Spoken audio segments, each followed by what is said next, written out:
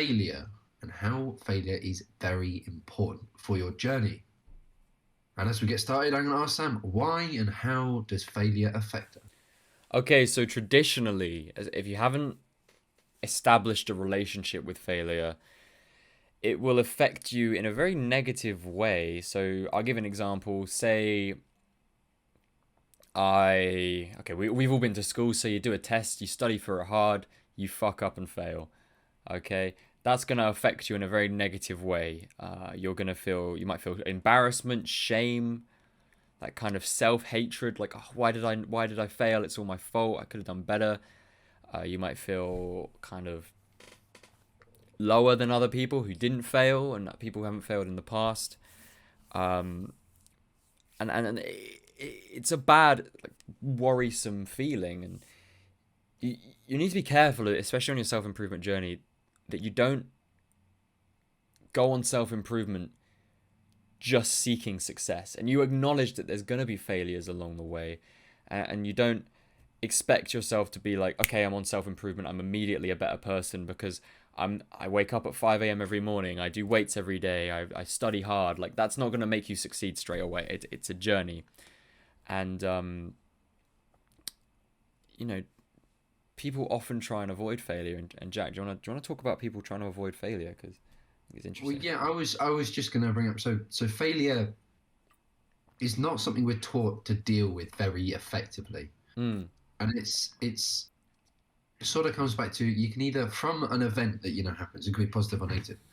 It depends on your mindset. So you can have a growth mindset, which is, okay, here's this result, which usually is failure, because failure is what you usually grow most effectively from. So you failed, and you can either, you know, sit back and be upset and like, why me? Why me? It's almost, the world's against me. All these sort of negative beliefs and thoughts, which fundamentally just make your life worse. Or you can try and understand where you went wrong and use that to then improve. So this is a growth mindset. Unfortunately, people haven't really been taught this. And immediately, failure is a very emotional thing to start off with if you're, new to sort of trying to use it effectively. Because Mm. immediately, if somebody brings something up or calls you out on something that you've done wrong, it's going to feel like an emotional attack. It's going to feel like they're pointing fingers at you, or here's a piece of evidence that suggests that you're, not lovable effectively, that you're not good enough for whatever it is. Mm. And it's not about you. This failure doesn't reflect that you failed. It reflects that the behavior or whatever didn't work as well as it should. It's not like blaming fingers at you as a person, Mm. your spirit. You are wrong. You're naughty boy. It's not that. It's the sort of idea that, okay, so this has happened. How can we improve? But people just aren't taught this. And yes, there's more research coming about growth mindsets in school, Mm. but it's not effectively, you know, done very well for kids. So people are stuck with negative mindsets throughout their life. And because they fear failure, they therefore don't try in all these different aspects that could greatly enrich their lives. And I mean, just to put it in perspective, Thomas Edison, when he created the light bulb, went through 1,000 different failures. Mm. 1,000 times he failed, but he kept going, and then he made the light bulb, and then he was successful. Mm. If he had avoided failure, gone, oh well, I didn't make it on my first attempt, so I'm not going to try, we'd be sat in caves right now with candles, sitting on bath mats probably. We'd have echolocation involved, probably. Yeah, it's true. It's true. And um, that fear of failure will become detrimental. If you're scared of failure, failure. Failure is the first step to success Mm. in 99.9% of cases. The only case I can think of is the lottery. And actually, no, that's even not true, because you're going to fail by failing lottery tickets. Your luck would have to be immensely insane never to fail at the lottery, right? Mm. So failure is always going to be a step to success. All right, and I've Yes. had friends at school who have always been good grades. When we were at school, I've got one friend in particular who's always had good grades. up until like the last year of school. He didn't even try. He barely revise. He just was he is a smart bloke, right? Very, very, very intelligent. And then because of that, those easy successes, he struggles with working hard, and he struggles with staying on things, and he's getting better now, right? If you want the update. But that point, that anecdote is, failure teaches us something. Avoiding our failures and avoiding the potential of failure keeps us stagnant and will have us retreating throughout our lives. And I don't think that's arguable at all. And obviously there are detrimental effects, but those effects can be mitigated very, not easily, but very simply. And I think that's the difference. I think there are some scenarios though. So there's a phrase which is, you're not trying hard enough if you're not, crashing, failing, breaking bones or something. That, for me, they've pushed it basically to an extreme. Okay. And it's not talking about an effective use of failure. So you don't want to, go balls to the wall, pretty much break yourself, so you then have to recover for 6 months, because that's not an effective way to do it. Okay. Fundamentally, you will have learned something in that 6 months to reflect on the experience. So yes, technically you will have grown, but I think a proper way to use it is with, maybe just constant failing, and then reflecting, and then growing. That's the key bit I think that we need to hammer home in this podcast, which is you gotta not be scared of failing, because from the failures is how you grow. And if you don't have the failures, then you're never going to get the reflection and then the improvement. And it's in so many different philosophies. So the iterative design process, you're constantly coming back and evaluating and going through, oh, this didn't work. Maybe we could do this. Maybe we could try that, from your different failures.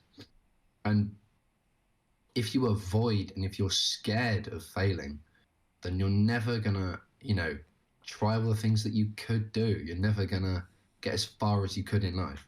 And it hurts. It does suck to fail. But there's a really good rule that I like, which is, okay, something crap has happened. You've got 5 minutes to be upset about it. You can cry, you can fight your pillow, all that sort of stuff. After the 5 minutes is up, you're not allowed to be upset anymore. You've got to then, go forwards. So with journaling, with trying to understand, with how to improve the situation. 100%. And obviously building up failures in your life you'll become desensitized to those emotions of failure, which is just another reason that you shouldn't fear failure. And obviously us going, this is why you shouldn't fear failure, isn't going to stop you fearing failure. The only thing that's going to stop you fearing failure is failing. And the only way to stop fearing, the only way to start failing isn't to go out there with the intention to fail. That's not how it works. You need to go out there and try new things, try everything. I remember first time I went to my volleyball club, the most important self-improvement habit, volleyball, by the way, in case you didn't know. Everyone there was amazing. And they did these drills where they were very, very serious. And the teacher, the coach, whatever, would just spike a ball at you. Just ball would be coming at you at 90 miles an hour. And you'd have to get it up using the platform technique. And you do it one at a time. So the entire club is looking at you. And I must have failed at least 10 times in a row with the entirety of this club. They're all younger than me because I'm at the top of my year group or whatever. And they're all freaking better than me, marginally better than me. And that was tough. That was tough. And I went home and I was like, shit. That was a hard day at the office. That was tricky. But because I had been exposed to failure so much in the last 2 years,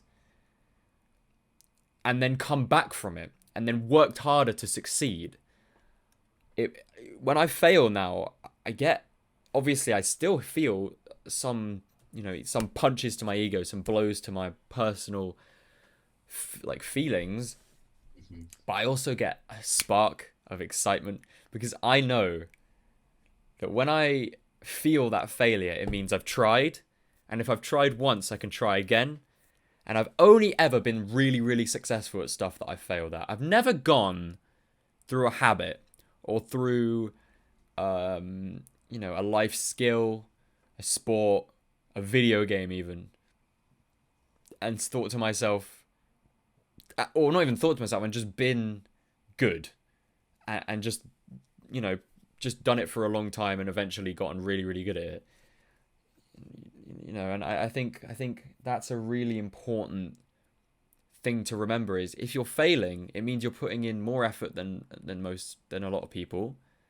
Okay, because you care, which means you're going to be better than a lot of people because you care.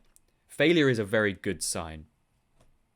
Yeah, and I think this is the key bit with the failure. You need to have the mindset of not not thinking it's a bad thing. And failing is personal. It's very personal.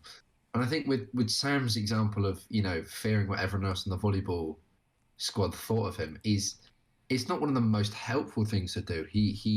But I mean, of course it's quite natural for people to do. But he's got to understand, okay, so how did I fail personally? Just thinking about him, not thinking about someone else. I mean, maybe he could look to someone else and think, oh, they did something really well. I wonder if I could emulate it, and then trying that and then failing and then going, oh, that didn't work. What about something else? And Sam's right. If you start off really quite well, you're never going to have the growth or the opportunities or the mindset that comes with failing. It's like the friend that we've got. So if you start off quite well and quite good and it's all quite easy, then you don't really have an incentive to push forwards because you wouldn't, if you're already pretty good, you wouldn't see room to improve or like a need. And I think if you did start off being absolutely terrible, but you really you had the ambition and the goal to get better, you'd keep failing until you'd be really quite good. And Sam, how would you help someone who might be quite good or like already adept? And how can they, find ways to learn to fail effectively and fail forwards? I think is an important thing instead of failing and then going up into your shell, having your comfort zone shrink, failing and falling forwards. So someone who's ahead, how would they discover new failures in order to push forward? So what I found is the more I failed at something, the better I usually get at it. I've got a video coming out about this actually. It's about, very anecdotal episode today, but I have failed a lot, so that's why. I've got a video coming out about this, but I'll talk about it now. In my last year of school, we had to do a poetry essay. And I was quite excited. I've always liked poetry and I've always been quite good at it. Okay, so I was quite far ahead. But my God, I couldn't get an A for the fucking life of me. I think I wrote, like, in total, 13, 14, 15 essays, which were all like 1,500 words each, to try and get an A. Like, they were all practice essays, and most of them were on my own time. They weren't homework or anything. They were just practice essays I did. I mean, my teacher really didn't like me because I'd always be like, more work for you, more marking, more marking. But I wrote 15, and 14 of them were Bs.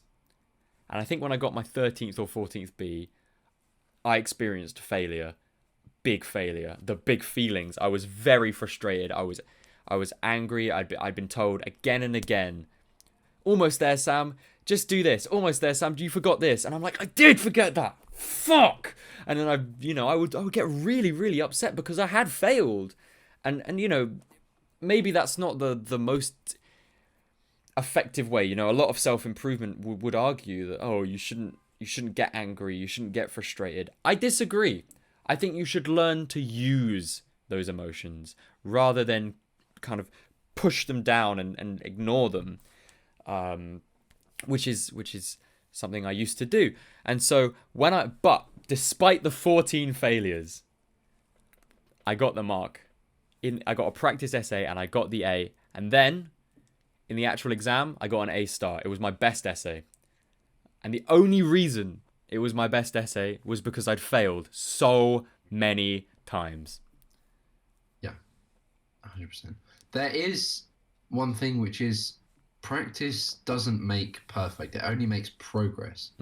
However, perfect practice does make perfection. So with this, if you were learning an instrument and you never did anything wrong, you'd never have the connections in your brain to do that thing wrong. But this is not an effective way to go about life. The amount of time it would take for you to play every note, perfectly, it would take you, 100 times longer than someone who's just picked it up. They're failing and they're going, okay, I failed. I'm going to try it again. And this constant repetition. Yes, you're not going to be perfect, but you're going to be pretty darn good and pretty quickly, at that level. Whereas opposed to the other guy who's, playing the first three notes of Fredericka perfectly every time, So you've got to understand that, like, failure is a natural part of life. And for someone who's already possibly, further ahead, they're quite talented, naturally gifted at certain things. There's gonna be some things in life that you're not. And this is definitely something that you need to constantly go into with an open mind and gratitude and humility for knowing that it's going to be tough and you're going to have to keep working, and it's going to be pretty uncommon. Like it's going to be pretty new for someone who's really good at sports. They've always been able to be in the best teams, and then when it comes to an academic subject, they are just completely at the back. They need to sort of use this failure as a way to, like, improve, as a reflection tool. And with this, then you can apply this to the thing you're naturally gifted at. So you could look at the other team's failures, or a teammate, like, how did they, what went wrong with my team and how we played today? Okay, how can we improve this? How did we massively defeat the other team? One side of their team was really weak. How can we make sure that never happens for us? It's this thing where you can apply failures, and it doesn't have to be your own failures.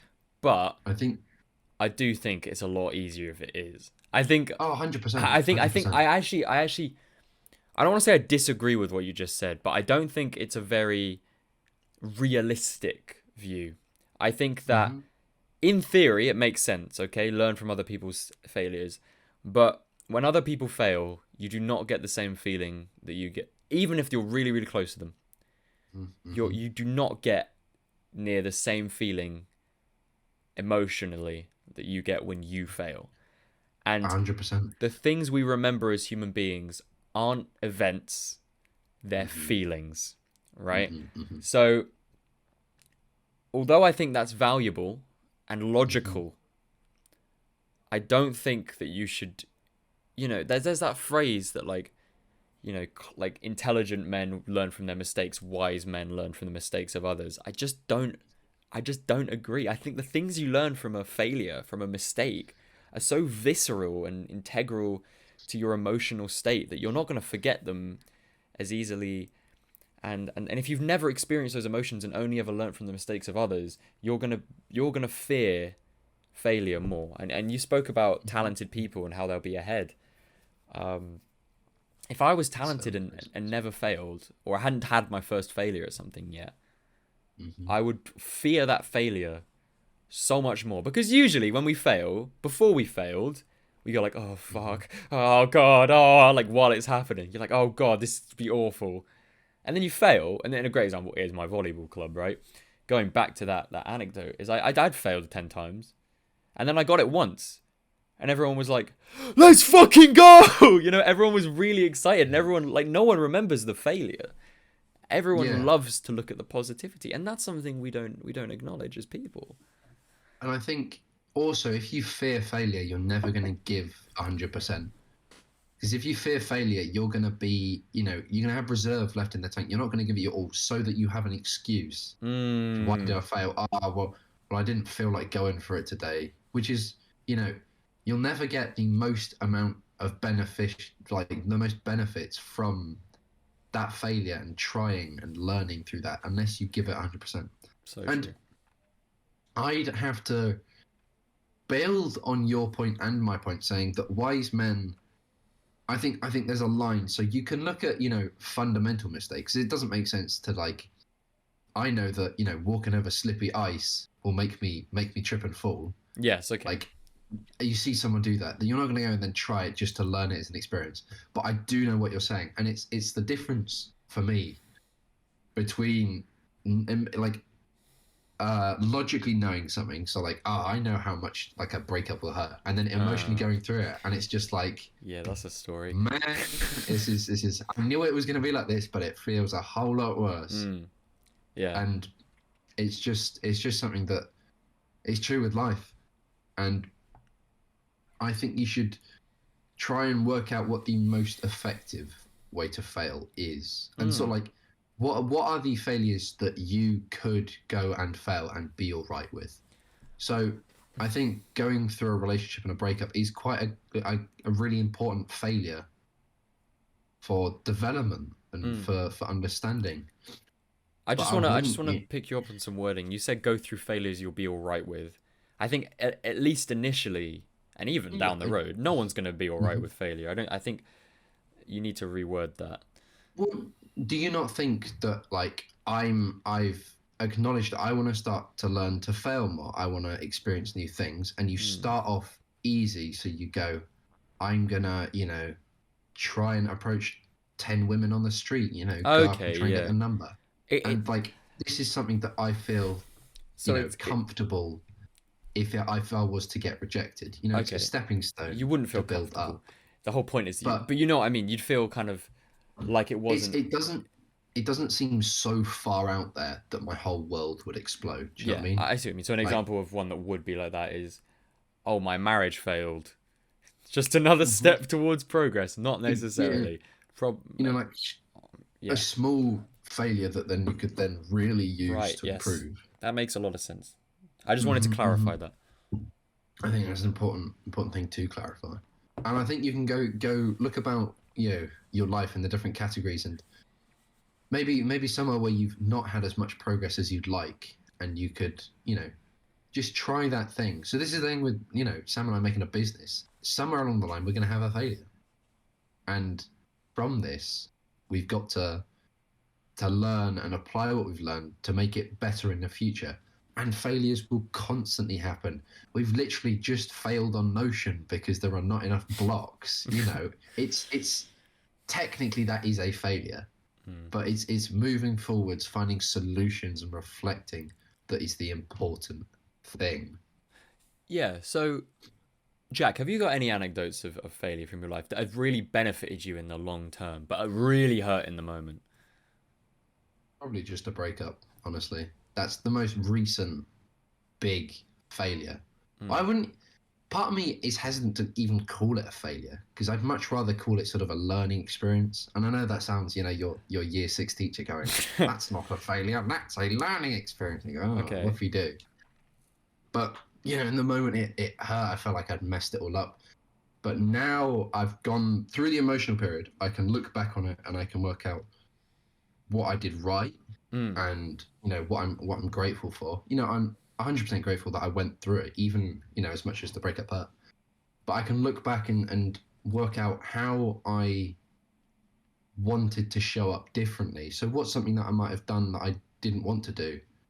How could I use this information? So I failed and I didn't have the experience that I wanted to have.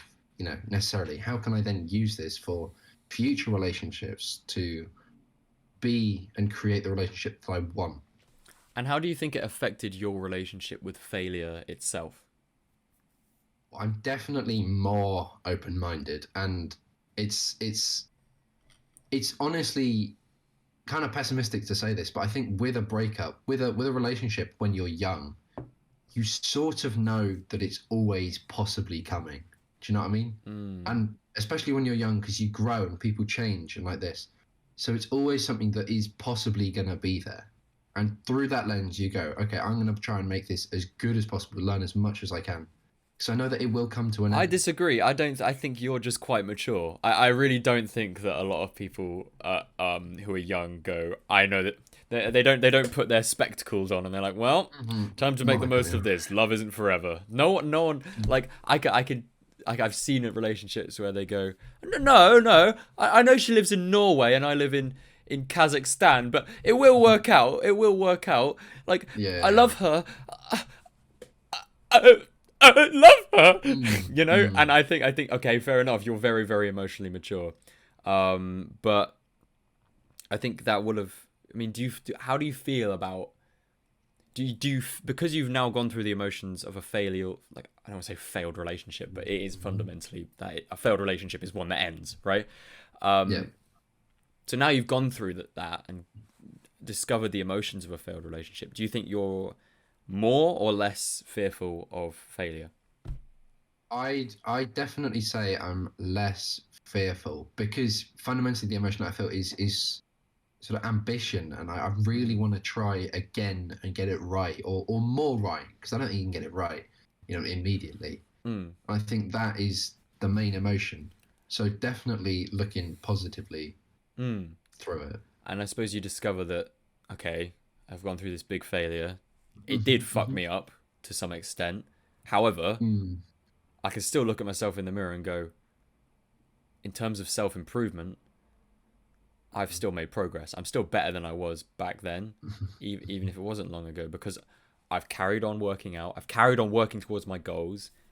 You know, that Hmm. failure was a blip, but it's just a blip. A blip takes it's a small amount of time, and with failure, obviously it depends how big the failure is. If it's like a sport failure like me, you literally need like less than a minute to get over it because you usually get to try again. If it's a relationship failure, Yeah. you might need a week. Hmm. And Hmm. don't use self improvement as an escape. Address the feelings. The only thing I would recommend is meditation because you really get in your own mind and just with really deep failures like that, the ones that aren't necessarily intentional or comfortable, as Jack talked about before, they are first of all they are progress because you're learning to deal with deep failure, which is a very vital skill. Okay, Hmm. and secondly, you need to let yourself feel those emotions in the moment because if you don't, then it's better to have a high level of emotion for a week where you're not distracted and you're just understanding what you're going through. I know it's painful and I know all you want to do is Hmm. distract yourself. But for me personally, and this is what I've discovered from my own failures, I'd rather go through that for a week and then be back to somewhere near normal. Obviously, it's still going to affect you, than have it at a medium level for like 2.5 years, just constantly affecting you. And it's like an emotional tapeworm, right? Like Yeah, yeah, constantly yeah. inside of you and wriggling around. And deal with it then. Mm. Not in a way, say it's a breakup, great example, that you're going to be like, okay, I need to make sure I get as much like ego from this person as I can before I let them go. Like, okay, yeah, but I was a good boyfriend, right? Okay, yeah, but like you still love me, right? Don't do that. Go and work through those emotions either by yourself, which is what I'd recommend, meditation, journaling, gratitude. Oh, amazing. And that is an important part of failure we'll talk about in a minute, is gratitude. But also, if it's a very deep failure, a very, very big event in your life, consider counseling or just talking to a friend because getting it out to another person will help you see it as less of a huge issue that you have to hide and you won't feel guilt. You'll be able to talk to Hmm. someone about it and they'll be like, yeah, that makes sense. I mean, I understand why you feel like that. And then your emotions will be validated and you'll feel not happy, but you'll feel more Mm. vivid, more comfortable, and more okay with what happened. And so, Jack, do you want to talk about how gratitude, because you Well, are the gratitude man. I was just gonna say that another thing I'd recommend is actually stargazing, Really? just to put in perspective. Life moves on, and yes, it feels shit in the moment, but Mm. you will come through because if you don't, you're going to be stuck at 18-year-old Jack for the rest of your life, Mm. and it puts in perspective, how small this is in relation to the rest of your life, in the relation to your goals, your journey, all of Mm. that. This is a big thing now, but future Jack will be fine, and that's something Exactly. that you And you need. not only will you be fine, you will be Mm-hmm. better. Uh, Mm-hmm. That's Mm-hmm. the important thing. Yeah, and with that, I also want to bring up the idea that, like, as you learn to fail more often, it becomes sort of less and less to like emotional, and it's Mm. like oh, here we go, I'm failing again. Okay, and as you do it, you just learn not to fear it anymore. It's you recognize it as a piece of the journey, something that has to happen in order for you to learn and grow and evolve. And I think if you do keep exposing yourself to these different failures, you sort of desensitize yourself Mm. to the big I failed. Oh no, guess I'll just throw my self improvement journey out the window. But Yes. if No, you not do yes, it, but you know what I mean. no, yeah, yeah, yeah, I'm 100%. relating. But yeah, you just got to learn to do small failures and just keep building them up, and then you Mm. have experience Mm. in how it is and what it really means, which is nothing about you, if that makes sense. Yeah, no worries. And Sam, did you want to bring up the gratitude thing again? Well, yeah, I mean, you're the gratitude journal man, so I think you should talk about it because you have taught me a lot about gratitude journaling, and I think in relation to Mm, failure, that's an important habit. yeah. So with this, I want to talk about how there's always sort of like a silver lining, even when shit is in like it's rock bottom, everything's crap. There's always something to be grateful for. Even if you've lost your wife, your house, all that sort of stuff, you're still all right. Your body works. You can all this sort of stuff. The sun is shining. It's there's a really great quote from someone who says the things that were given to us for free in life are actually the most valuable, and the human mind thinks that whatever you put a price tag on that's Mm. monetary is more and more like valuable. But you've got one body for the rest of your life, and I think it was Warren Buffett who said, I will buy you one car that you have to maintain for the rest of your life. You'd spend hours researching, what's the best car. You'd take care of it, you'd wash it, you'd be really careful how you treated it. And he said that this is exactly your body throughout your life. But people don't realize that. People just go about willy nilly, like they're just going to get a new one in 10 years. And it's just not true. So Mm. that you can always be grateful for your failures. And it might seem, as you're going through them, shortly after, is the worst thing in the world. Mm. And a good question is how is this the best thing that's ever happened to me? Yeah.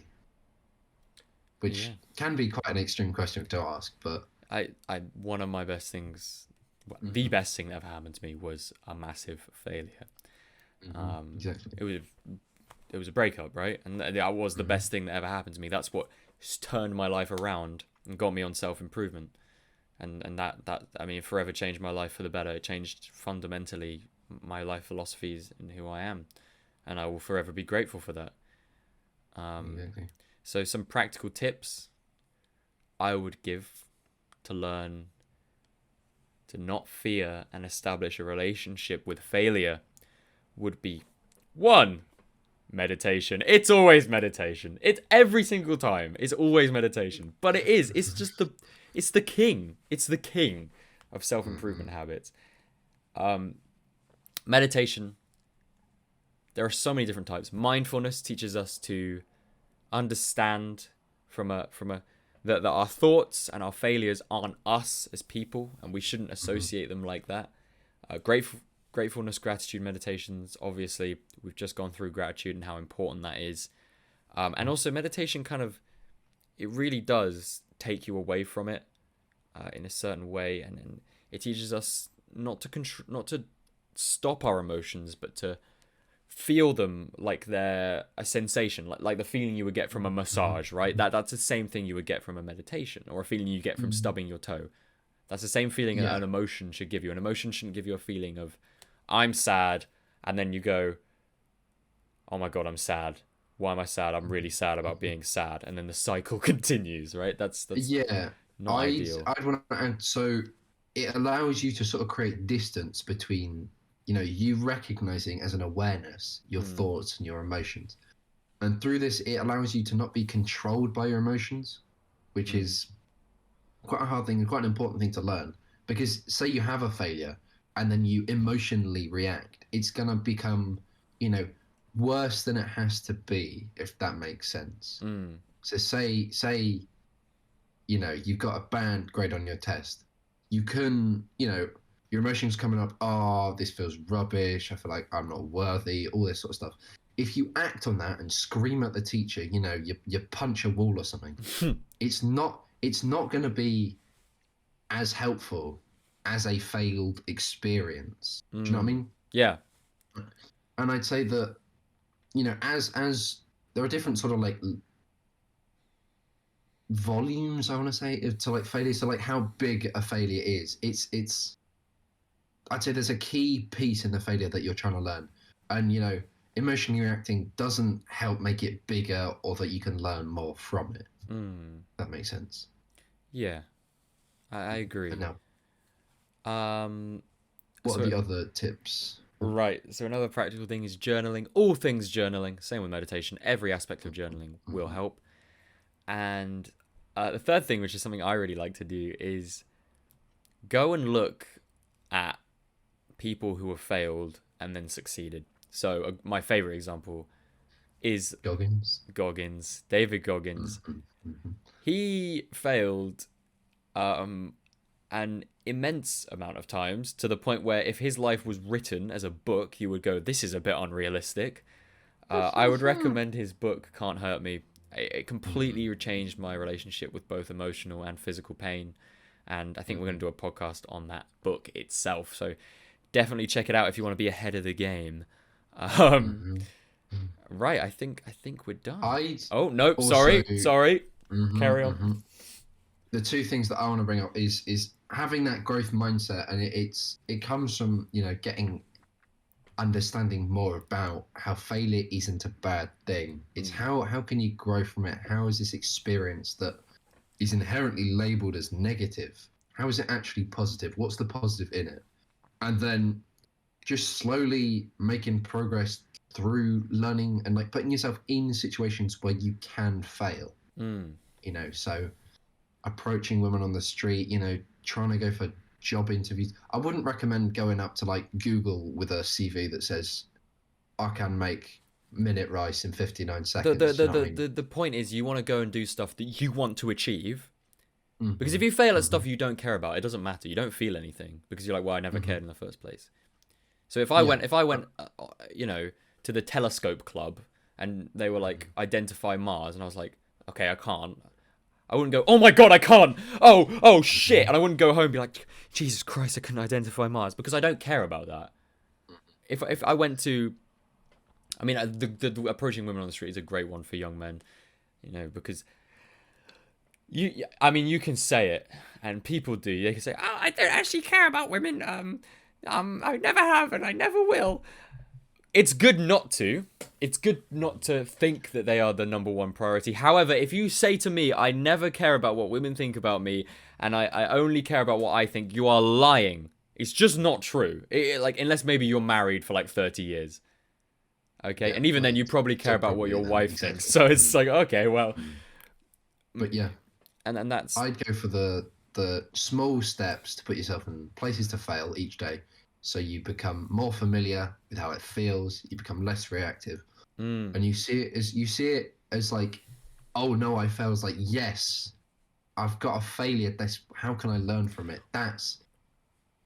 Yeah. Well, I was just gonna say, I love your thing from Tim Ferriss, the 10% thing, where you go to a coffee shop or even just to buy something and you say, can I have 10% off? You could succeed at that. In that case, you've got 10% off. If you fail at that, you learn to fail. And that's something that you know, social interaction is a great place to fail, because failing in social interaction teaches us that, okay, that kind of sucked for like 5 seconds, but did it actually affect my life? No. And of course it can affect your ego, but only if you let it and realize that. And you can failure only seems to affect people negatively if they view it negatively. So if they go that, okay, I failed, therefore I've gone back. I've receded. I've taken 10 steps backwards because I failed. Not true. If anything, you've taken 10 steps forward if you failed. And I need everyone listening to that to remember this. I need to remember this a lot of the time because it's so true. And I've seen it in my life and I've seen it in other people's lives. All right. So, Jack, anything to add before we finish off here? Just the fact that your sort of fear of failure, your mind racing is gonna be much, much worse. The anxiety and the thoughts created than when you actually go in and fail because you're sort of like, oh, well, I guess that sucks a little bit. Whereas your mind's like, what if I die? What if she, pulls down my trousers and laughs at me? What if I get hit by a meteor? All this sort of, shit in your brain that's going like, and you're in it. It's just like, oh, well, okay, cool. How can I? Cool. I'm just gonna use this to move forwards. And you might go home and think about it, but the more you do it, the less you will and also, the more you've got going on in your life, the less you'll give a shit because you'll be like, well, I don't have time to worry. I've got to go and fucking do weights, or I've got to go and do yoga, or I've got a job interview or whatever, right? Okay. So, thank you everybody so much for listening. If you found this episode helpful, go and check out our website, nextstephelp.net, for affordable coaching for young men suffering from modern issues. Anything else to add before we finish, Jack? I think so. Thank you very much for listening, and we will see you next time. See you next week.